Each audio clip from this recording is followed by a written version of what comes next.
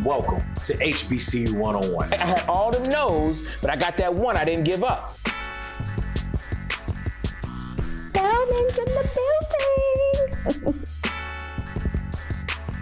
Drum major for Morehouse's House of Funk. What's up, everyone, and welcome to HBCU 101. I am your host, Jaleel Thurman. HBCU 101 is a show that will take you all over the nation, give you the ins and outs of HBCUs with a little taste of the HBCU flavor. On today's episode, you guys are in for a show. We have a Hampton University alum that just so happened to be one of the most iconic DJs to ever hit the turntables. But before we get into that, let's check out our HBCU news and see what's buzzing in our community. Okay, if you missed it, everyone, this summer, Howard University made some big hoops news when five-star basketball recruit McCord Maker decided to become a Bison. He was the first five-star recruit in modern history to choose an HBCU. He's already picked up a few assists and some points off the court. He released a video recently encouraging everyone to get registered and to vote in this November's election. Great way to use his notoriety in a positive way, for sure.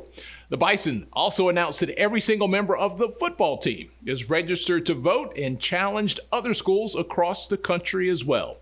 Hope you are registered. The election of our lives. No hyperbole. It's almost here. All right, back to Jaleel Thurman and more of HBCU 101. Few know him as Dad. Some know him for his entrepreneurial spirit. While the world knows him as being one of the most iconic DJs and Hall of Fame radio host. HBCU 101 is ecstatic, excited, and honored to sit down and talk with Hampton University alum, entrepreneur, DJ, and radio host, Mr. DJ NV. Bim, bim, bim, bim. DJ NV, thank you so much for stopping by HBCU 101. It's a pleasure to have you. What's up? What's up? What's up, brother? What's up, brother? Thanks for having me, man. I really appreciate it, brother. Mm-hmm. You're from Queens. Mm-hmm. You found your way 417 long miles to Hampton, Virginia, to enroll at Hampton University. What was your experience like at Hampton, and what made you choose Hampton University out of all HBCUs? I mean, for myself, I didn't want to go to college. School wasn't something that I wanted to do. It was something that my parents wanted me to do. I was the first person in my family to actually get a degree, first person in my family to go to college. So for them, it meant a lot, you know, not being able to afford it, not being able to go. So my parents wanted me to go to an HBCU. That was their thing. That's what they wanted me to do. Okay. And at first, I started DJing before I went to college. So I was like, I'm making money here. This is what I want to do. I want to get in the music industry. And that was one thing my mom and my pops wanted me to do. So I said, bet, you know, they wanted me to go to Morehouse. And as a kid, they kind of put Morehouse in my mind all the time. Morehouse. But I didn't want to drive that far. I didn't want to go that far to Atlanta. So, you know, we did the East Coast run. Okay. East Coast run for everybody that lives anywhere else is you start at Morgan State, you go to Morgan, check out Morgan. Mm-hmm. Then you usually go from Morgan, you usually go to Howard University. Then from Howard, you usually go to VSU, Virginia Union, Hampton, and Norfolk. That's the East Coast run. Gotcha. Some people throw Delaware in there, but I didn't do Delaware. Okay. And that was the run. And I had to pick between all of them. When I went to Morgan State, they were playing dice on the corner on one of the dorms. And my pops was like, nah, we got this in Queens. You don't need this here. Okay. When I went to Howard was too open. It was like there was no dorm. And back then, crime in D.C. was crazy. And my dad was like, I just don't feel comfortable and safe. Cool. Virginia Union was small. And they actually gave me a full scholarship to go to Virginia Union. And then when I went to Hampton's campus was so beautiful. I mean, you get the water, you see, you know, boats and the yacht team, and the campus is just so beautiful. And the unit, it reminded me of a different world. And I was like, this is where I want to go to. And that's what got me to Hampton. Your experience as a pirate, talk to me about it. You know, what were some memorable moments? What was that like? I mean, my experience as a pirate was, if you think about it, I'm the only kid that lives in Queens, the only child. So everything I was spoiled. My mom washed my clothes. My mom cooked. Everything I needed was there in my crib. Right. You know, now you put me into, you know, a dorm, James Hall, where I had no air conditioning. I had to, roll up the window to get a little cool air. There was no elevator. I lived on the 3rd floor. I had to walk up the floors. Pause. I had to shower with 20 dudes. We had to share a shower. It wasn't like, like my daughter's going to school now. So when she has a roommate, it's just 2 of them. Right. Me, it wasn't like that. For me, it's like there was one bathroom in the hall that we all had to go to. So you had to experience all of that. So you gotta, find your way and learn how to wash clothes and learn how to make food if you're not going to the cafeteria. And you gotta learn how to make your way. But the best part for me was going to school with so many different other people. Right. I had a roommate from Jersey. I had another roommate from Mississippi.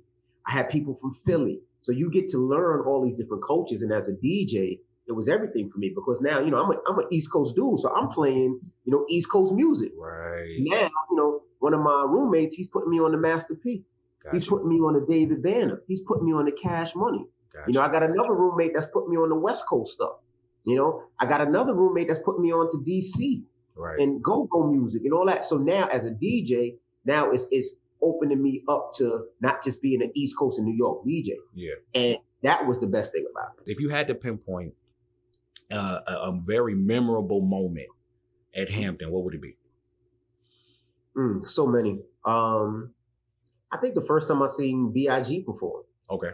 was down there at Hampton campus. I think also it was just so many. The first time, me being in school was the first time I met Allen Iverson. Okay. Remember, he's from Hampton. He's from the area Hampton, so he was always around. And then it could be to something where, Hampton is really how I started with radio. Gotcha. WOV, shout to Jay Wright. He was the one that, it was a gospel station, and he gave me a hip hop show. And that kind of just was me putting my toe in the water for the radio. Right. And that's how I got my start. When I went to Hampton, I didn't go, my major wasn't communications. It wasn't anything with music. It was marketing and management. I knew I was going to be rich. I threw that in the air. I said, I know I'm going to have money. But now when I get it, what am I going to do with it? Right. Am I going to know how to invest it? When I get it, am I going to know how to market myself to make myself bigger? So I didn't even go into school in communications. I went totally left. And that's where I got all the marketing things that I've learned throughout my life was from Hampton University. Yeah. And Hampton has had such a great impact on you. Now DJ Envy, you talked about a little bit of your DJ career and some of the things that you learned from the different roommates that you had. A lot of people don't know you were actually DJ Shrimp before you was DJ Envy. But I want to dive a little bit more on how your career has transpired from graduating in 99 until now. But we'll do that when we return from the commercial break. It's HBCU 101. It's Jalil. It's DJ Envy. Y'all stay tuned. HBCU 101.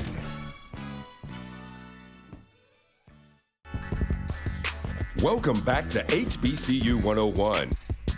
Welcome back to HBCU 101. I am your host, Jalil Thurman, and I have the pleasure of being here with Mr. DJ Envy. DJ Envy, let's get back into it. But before we do, I got a little HBCU trivia for you. Go ahead. What is the oldest HBCU in the state of Virginia? The oldest. The oldest. I want to say Virginia Union, but I'm not sure. What is it? It is Virginia Union. All right. Next up, it would have been Hampton, but it was Virginia Union first. Okay. All right. So look, let's dive into it. 1999, you graduated. You took your talents back up to New York. By 02, 03, you really getting into it. You signed with Sony, and then you dropped your mixtape, Desert Storm. And then later on, you got a nice big break with Angie Martinez with Taking It to the Streets. Let's talk about your journey and a little bit about the struggle years, as you would like to say, of the humbling experiences. Let's talk about it.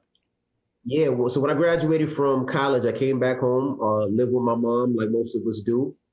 And let me say live with my mom and pops. I hate when people say live with my moms. I live with my moms and my pops. Even my kids do it now. They're like, I'm going to mom's room. I'm like, yo, that's my room too. But I lived with my mom for a little bit, and I just started doing mixtapes and doing shows and doing clubs and just started creating a name for myself. And at the time, my mixtapes were selling like crazy.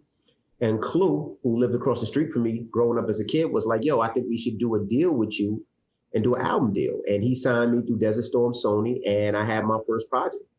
And I wanted to get to radio. I wanted to do a mix show. Radio wouldn't hire me. They wouldn't give me an opportunity. They wouldn't give me a chance. I kept pushing.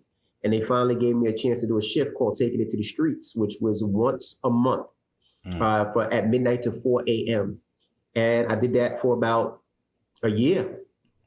And I wanted to learn more. So I asked, and look, I want to learn more about radio. Teach me about radio. Teach me about how to do a break, how to tease a break, how to pay off a break. And Tracy Clardy, who was the program director at the time, was like, bet. And I had a great break, which was Angie Martinez. She became pregnant and they needed somebody to fill in. Gotcha. And they gave me the opportunity, and I sucked. My first interview was The Roots, and that was the worst interview ever. Okay. But they gave me the opportunity. So the person that was doing middays, her name was Sunny. They moved Sunny to Angie Martinez shift and gave me Sunny shift. Okay. And I never looked back. And I was like, this is what I want to do. And I stayed to the streets. I stayed doing mixtapes, and I started doing radio, and I just never looked back. I got you. Now, I did read once that you said that you wanted to definitely get into radio because you felt like mixtapes wouldn't be as dominant in the industry at some point. Do you feel as though that was definitely the best move for you?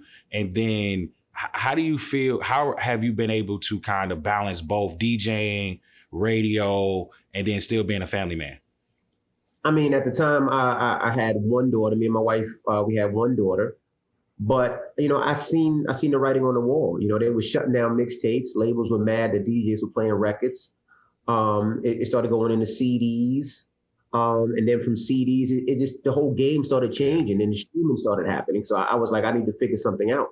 And I love radio. So I said, I'm going to continue to do radio and still do my parties, still do my mixtapes, still do my shows. And I just kept doing it and I never let go. People always say, when do you sleep? At that time, I didn't sleep. Gotcha. I was like, my foot in the door and I'm not going to let anybody come in before me. And I just continued to ride out and continue to bust my ass to make sure everybody knew who DJ Envy was. Now, in 2010, you came together, a group of three, if I'm not mistaken, to create the Breakfast Club, Right. Do you feel as though the Breakfast Club is what really took your radio career from maybe here to here? Or what would you talk about, and explain kind of like how the whole team came together and what's that been like? Yeah, so when I was at Hot 97 doing middays, when Angie Martinez came back and they put me in mornings, first with Joe Buttons and then with Miss Jones. And we did that for about 2 years, 3 years. And then Miss Jones decided that she wanted to just stay in Philly, wanted to do Philly. And they put me on a show called New It 2. Gotcha. And I would just be doing exclusives at New It 2. And I wanted something more. I just didn't want to be on radio for 30 minutes. I wanted something more. And they didn't have anything. So on the other side, there was a station called Power 105.1, a competing station that at the time gave me a shot. And they said they give me my own shift. And they did. They gave me an afternoon shift. And I was fine with afternoons. I was great. I was loving it. It was not a problem. But, on any radio station, you need a morning show. You need a good anchor. And they asked me if I wanted to do the morning show. And I said, no, I ain't doing a morning show. I already did mornings. I'm not waking up early. I enjoy, taking my kids to school in the morning. And they threw money at me. And I'm like, nah. They threw more money at me. I'm like, nah. Then they threw even more money at me. And I'm like, you know what? Let me give this a shot. And they wanted me to do a morning show. And I didn't want to do a morning show. And it was a couple of reasons why. I didn't want to do a morning show with my own name because I was like, if it fails, how do I go back to afternoons? Gotcha. I do a morning show and it fails. Do I still have my position at afternoons? And it wasn't like this was a team. We were a team we came in together. Nah, this was somebody that they put together. So, he said, okay, well, how about Charlemagne? I like Charlemagne. And my first thing was, damn, Charlemagne got fired 4 or 5 times. I got 2 kids at the time. I'm like, I can't get fired. Right. Then it was like Angela Yee. And I'm like, well, Angela Yee, she does Sirius Radio where they curse. And, the rules and regulations are a lot different. It made me nervous. Right. So when I was talking to the program director, I was like, I don't want a show with my name on the marquee. Let's do a show where it's collective, where everybody has their fair share of input. Everybody has their fair share of equity. Everybody has their fair share of the show. Right. When they came, we said, well, we need to create a name. And we came up with all these different names. It was the big 3, because this is when LeBron just went to Miami. I got you. 3, Illuminati in the morning. It was so many different stupid names. And then I don't know how the Breakfast Club name came up, but it just stuck. And we said, let's go with it. And 10 years later, we're still moving and shaking. 10 years later, top radio show, top radio, everything. and you three have just been inducted in the Hall of Fame for radio. So clearly that was one of the best moves, best decisions, and it was uncomfortable for you at the time. But usually they say when you're uncomfortable, that's when life changes, and that's when life becomes to be what you always wanted it to be. Absolutely. Now, outside of that, you've done some entrepreneur things that I would love to dive into, because not enough people in the Black and brown communities talk enough about this. So I definitely want to dive into it, but we'll do it after the commercial break. It's HBCU 101. It's DJ Envy. It's Jalil Thurman. You guys stay tuned. We'll be right back. Did you know in 1837, Richard Humphreys created the Institute for Colored Youth, which today is known as Cheney University? HBCU 101.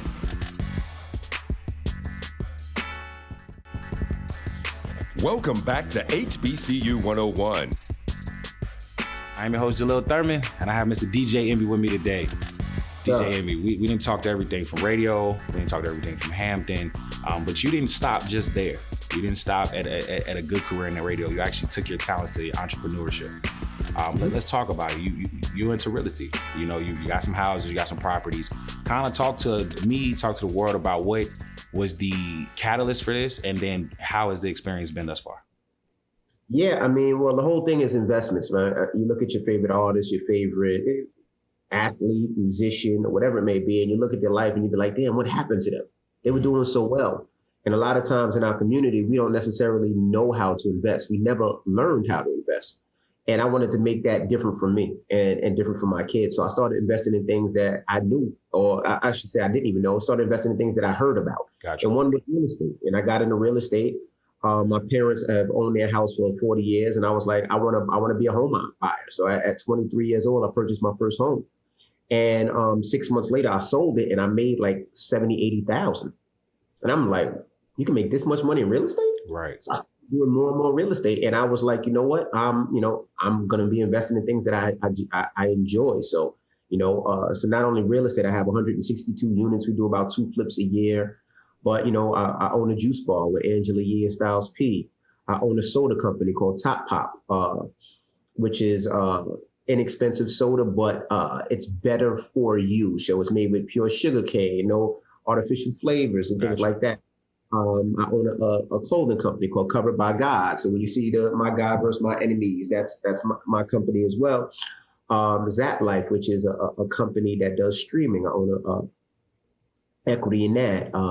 So many different things that I own, whether it's the Casey Crew podcast, whether it's the car shows that I do, and so many other businesses. I try to make everything a business. I got a car fetish.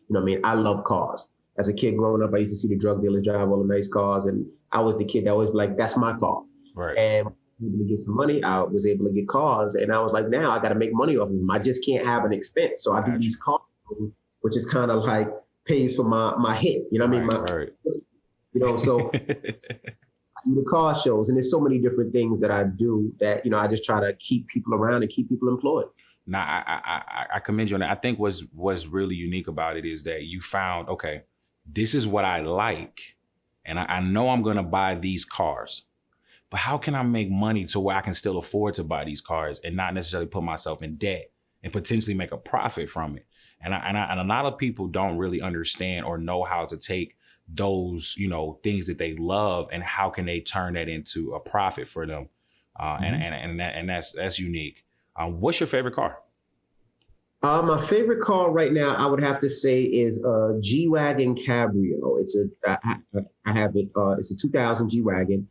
They only make them in Europe convertible. So it's a G-Wagon convertible that Mercedes only made in Europe. And I was able to get one here. There's very few in the States. Yeah. And I love that car. It's just a dope car. Nobody has it. When I pull up, everybody looks. But it's just one of those cars I love. Now, interesting that the G-Wagon is your favorite because I aspire and hope to be able to purchase a G-Wagon myself one day. It's something about that like metallic silver with the because you've been there, you understand. DJ Envy, we always play a game with all of our guests. It's called I Got 5 on it. Okay. I Got 5 on it is this or that, and you choose who or what you have 5 on. All right, cool. You know what? We're gonna keep it in Virginia right quick. Let's talk homecomings. Who would you say have a better homecoming, Virginia State University or Norfolk State University? Virginia State. You got 5. That's why you my mans. That's why you my guy. Now let's talk yards. I know you said you'd have been a little bit of here, a little bit of there. We're gonna go to Florida. Okay. Whose yard do you feel like may be more lit? FAMU or Bethune-Cookman? FAMU. Definitely. I've been to a set Friday. I'm sure you have too. I've been to all these homecomings. I DJ'd for all of them. FAMU is, I mean, don't tell Will Packer, but FAMU's homecoming is I. It is I. DJ, before we let you go, can you let the people know where they can find you? At DJ M, you can find me on Instagram. You can find me on Twitter and Snapchat. You know, look out for me and my wife are writing a book about relationships coming up next year. Just stay tuned. We got so much stuff, man. You're gonna be seeing more and more of me on TV, and I'm looking forward to it. And even, you know what I got into recently? Biking, man. I'm a biker now, man. You know, during this COVID thing, I bought myself a bike, and now I'm really into it. So I ride like, 40, 50 miles a day and be in shape and make sure my wife's happy at night in the bedroom. So I'm good. Ain't nothing wrong with that. Happy wife, happy life. Right. It's HBCU 101. It's Jalil. It's DJ Envy. We'll be right back. About 1 in 13 African-American babies are born with the sickle cell trait. HBCU 101. Welcome back to HBCU 101. Today's Wear Brim Spotlight is Hampton University alum Justin Wimberly, CEO and founder of Zone 6 LLC. Zone 6 LLC is a media platform for youth and high school athletes that allows them to show their personalities on and off the field or court. Zone 6 also provides exposure for future collegiate athletes. If you know someone who should be featured on the Wear Brim Spotlight, please email us at info@hbcu101.com. That's it for today's episode of HBCU 101. I'd love to send a special thanks and shout out to Mr. DJ Envy for stopping by the show, talking with us about his experience at Hampton University, his entrepreneurship, and just his career in general. For the entire crew, I am your host, Jalil Thurman, and I'll see you next week.